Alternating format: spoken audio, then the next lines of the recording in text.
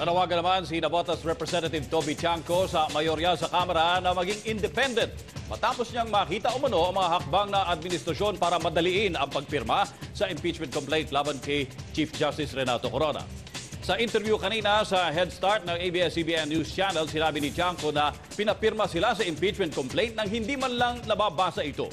Halos pilitin niya umano ang sariling pirmahan ang dokumento sa takot na hindi mabigyan ng pork barrel fund. Na-delay na daw kasi ang pondo ng kanyang distrito ng 6 na buwan nang hindi siya bumoto para sa impeachment ni dating Ombudsman Merceditas Gutierrez. Mahirap mawalan ng PIDAF. Mahirap mapag-initan ng palasyo. Speaker Belmonte is a friend of mine.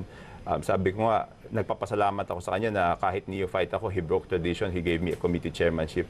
Pero whether alam niya o hindi, it was orchestrated. Kasi parang nagkagulatan Nung sinabing, okay, tapos na si Chairman of Committee on Justice na magpresenta, pila na yung pipirma.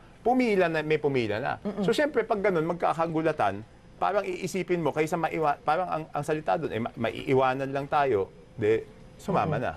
Pero ang sinasabi ko lang, hindi ko kayang sumuporta ng liderato na hindi kayang ipaglaban ang independence at integrity ng House of Representatives. Yun lang.